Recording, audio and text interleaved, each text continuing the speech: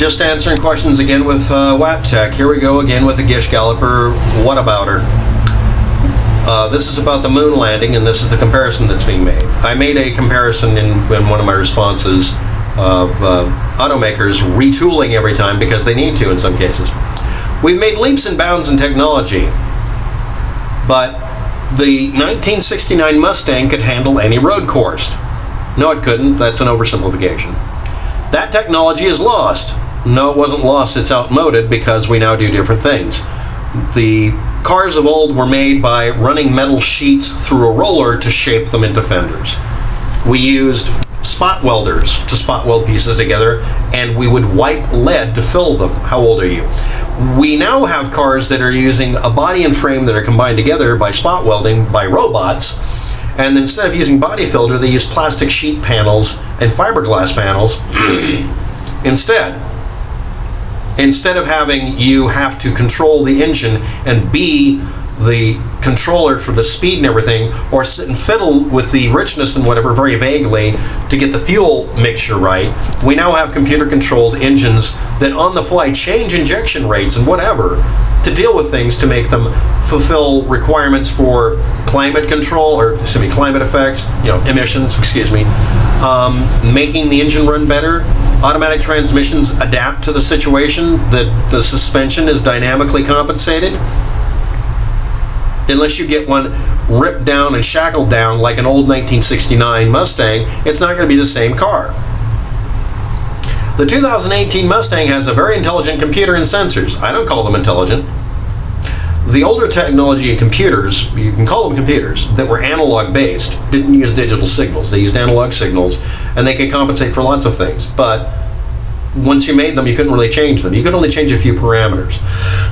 Just like changing the fuel mixture ratio, you can't really do much with it. You could have a manual choke and that sort of thing. Some of those racetracks would destroy and possibly kill the driver because the newer one doesn't take curves like the old ones. As a matter of fact, that is actually true. And not every, you said any road course could be taken by the 1968 Mustang. No, it couldn't.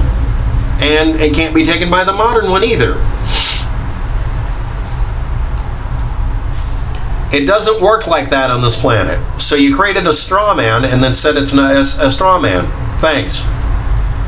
My assertion and statement was that over a period of 50 fracking years, we stopped making Saturn V rockets. So we have to teach ourselves to make them again, and we have better standards for safety.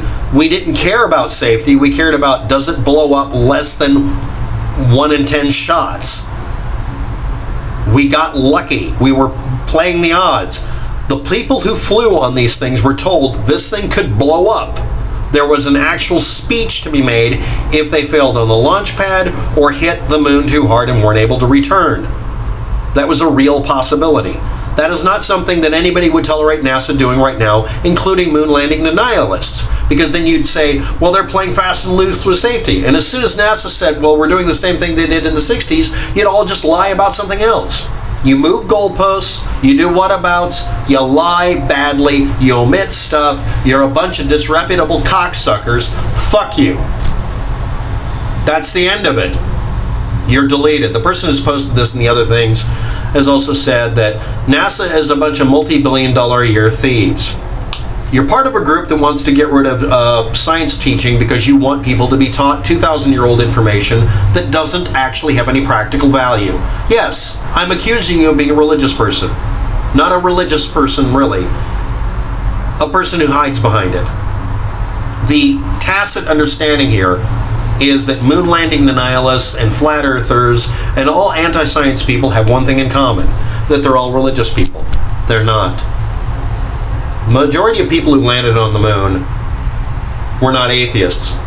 The majority of people at NASA prayed before each launch, because the majority of people in this country happen to be religious in one way or another. This is an event in history that brought everybody on the planet together and pissed off a few people, and they never got over it.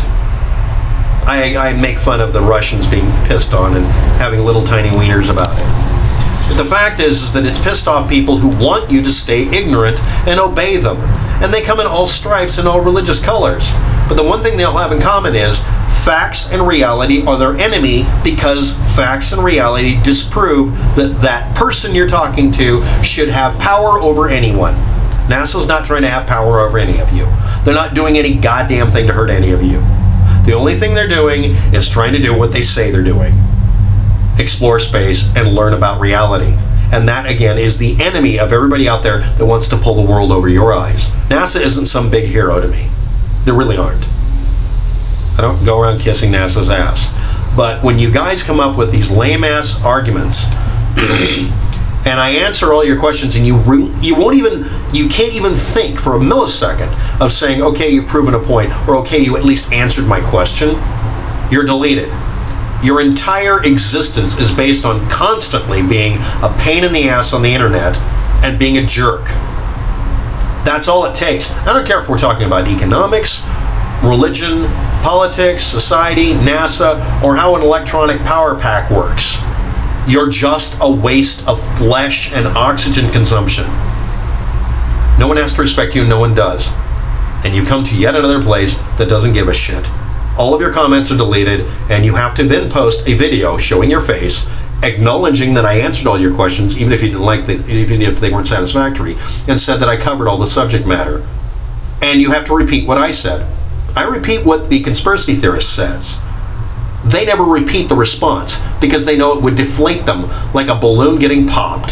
Thanks for watching. Have a good day. Good luck.